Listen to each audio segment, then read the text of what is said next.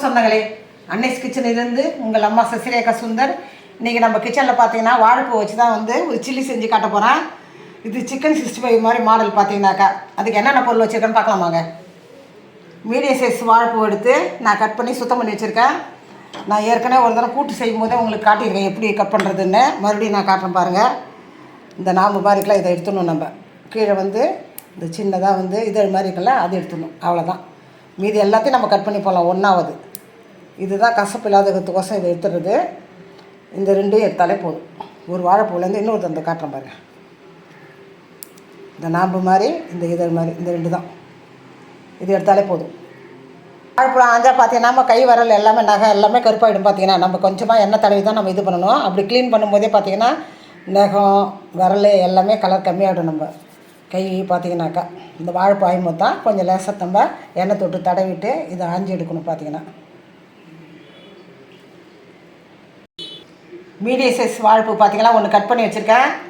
2 teaspoon வந்து cornflour மாவு, 2 teaspoon பார்த்தீங்கன்னாக்கா கடலை மாவு, 2 டீஸ்பூன் அரிசி மாவு, 1.5 டீஸ்பூன் வந்து தனி மிளகாய்த்தூள், கொஞ்சமாக தயிர், 1 டீஸ்பூன் இஞ்சி பூண்டு பேஸ்ட்டு, 1/2 டீஸ்பூன் கரம் மசாலா, கொஞ்சமாக மஞ்சத்தூள், தேவையான அளவுக்கு நமக்கு உப்பு. இது எல்லாத்தையும் ஒன்றா போட்டு நம்ம பெசிரி வைக்கணும். பார்த்தீங்கன்னா பெசிரி ஒரு 1/2 மணி நேரம் ஊற வச்சதுக்கப்புறம் தான் செய்யணும் எல்லாமே. இதை மிக்ஸ் பண்ணி காட்டுறேன் பாருங்கள்.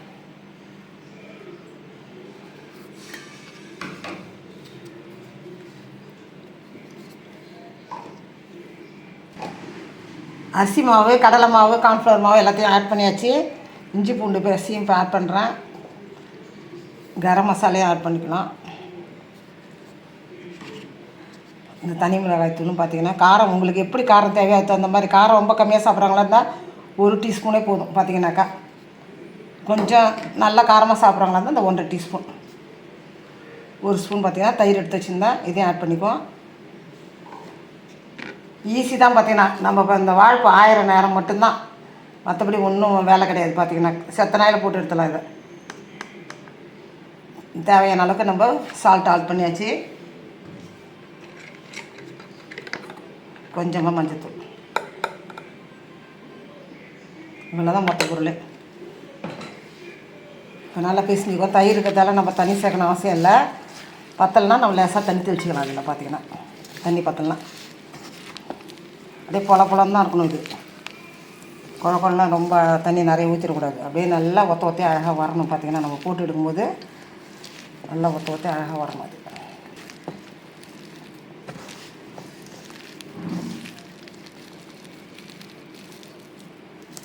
லேசாக தண்ணி தெளிச்சிக்கலாம். இதை பார்த்தீங்கன்னாக்கா சைவ நெத்திலி ஃப்ரைனே சொல்லுவாங்க நிறைய பேர். பார்த்தீங்கன்னா நெத்திலி ஃப்ரை செய்வோம்ல நான்வெஜ்ஜு, அந்த மாதிரி ஷேப் இருக்கும்போது இது வந்து சைவ நெத்திலி ஃப்ரைன்னு சொல்லுவாங்க. இப்போ நல்லா ஊறிடுச்சு. பார்த்தீங்கன்னாக்கா எல்லாத்தையும் நல்லா பெசிக்கிட்டோம். நல்லா மூடி வச்சுருந்து ஒரு 1/2 மணி நேரத்துக்கு எல்லாம் ஒன்றோட ஒன்று நல்லா இதுன்னுட்டோன்னு சொல்லிட்டு இது வருது பாருங்க. அமுக்கி நம்ம எடுத்து வச்சிடணும். 1/2 மணி நேரம் கழிச்சு தான் நம்ம வந்து வானலில் போட்டு ஃப்ரை பண்ணணும். பார்த்தீங்கன்னா வாழைப்பூ பார்த்தீங்கன்னாக்கா நல்லா ஊறி எடுத்து நம்ம வந்து ஒரு 15லேருந்து 1/2 மணி நேரத்துக்குள்ளே எவ்வளோ நேரம் வேணால் 15 நிமிஷம் இல்லைன்னா 20 நிமிஷம் எப்படி வேணால் ஊற வைக்கலாம். இன்றைக்கி நாங்கள் பார்த்தீங்கன்னா ஒரு 1/2 மணி நேரம் ஊற வச்சுருக்கோம். அடுப்பத்தை வச்சாச்சு. அதுக்கு மேலே பார்த்தீங்கன்னா நம்ம பாத்திரம் வச்சு அதில் எண்ணெயை ஊற்றியாச்சு. இப்போ இதை நம்ம கொஞ்சம் கொஞ்சமாக போட்டு எடுக்க வேண்டியது தான்.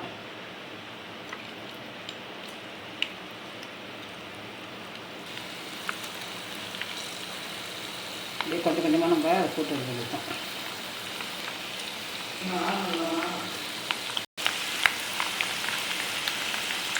நல்லா சேர்ந்ததுன்னு பார்த்தீங்கன்னா திருப்பி போட வேண்டியது தான்.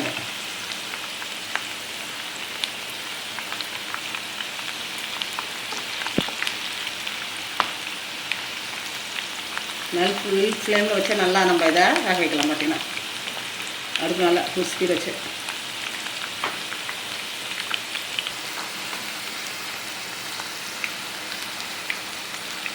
நல்லா முறுமுறுன்னு வரைக்கும் நம்ம செய்யணும். பார்த்தீங்கன்னாக்கா கிறிஸ்பியாக வரணும். இதில் கார்ன்ஃப்ளவர் எல்லாம் போட்டுருக்கோம் நம்ம, அதனால் கண்டிப்பாக இது நல்லா வெந்ததுன்னு பார்த்தீங்கன்னாக்கா நல்லா முறுமுறுன்னு இருக்கும். சூப்பராக நல்லா சேர்ந்துச்சு. வேறு ஒரு பாத்திரத்தை நம்ம மாற்றிக்கலாம்.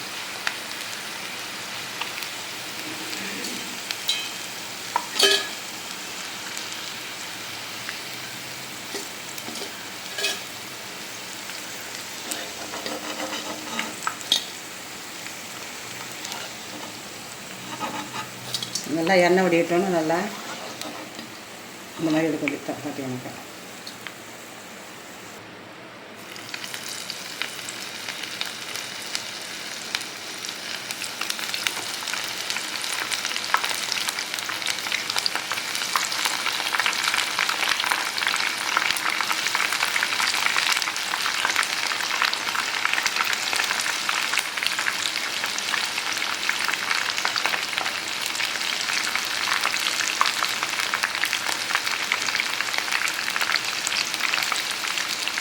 நல்லா செஞ்சிச்சு.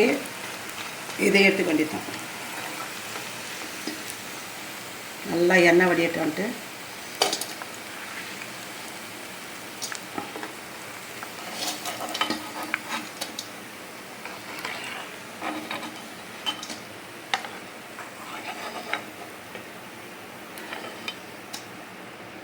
நம்ம மனேஷ் கிச்சனில் பார்த்தீங்கன்னா இன்றைக்கி வாழைப்பூ வச்சு தான் நம்ம ஒரு சில்லி செஞ்சுருக்கோம். ரொம்ப ரொம்ப ஈஸியாக அந்த வாழைப்பூ ஆயிரத்து மட்டும் தான் நம்ம வேலையை பார்த்தீங்கன்னாக்கா. மற்றபடி இதெல்லாம் பார்த்தீங்கன்னா ஒரு 15 20 நிமிஷம் நம்ம அதை ஊற வச்சுட்டு உடனே நம்ம போட்டு எடுத்துடலாம். ரொம்ப ஈஸியாக வந்து பார்த்தீங்கன்னா இந்த ஸ்நாக்ஸ் மாதிரி கூட ஈவினிங்கில் செஞ்சு சாப்பிட்லாம் நம்ம. இல்லைனா மத்தியானத்தில் பார்த்தீங்கன்னா என்ன தொட்டுக்கன்னு நம்ம கன்ஃபியூஷனாக இருக்கும்போது இந்த மாதிரிலாம் செஞ்சு சாப்பிட்லாம்.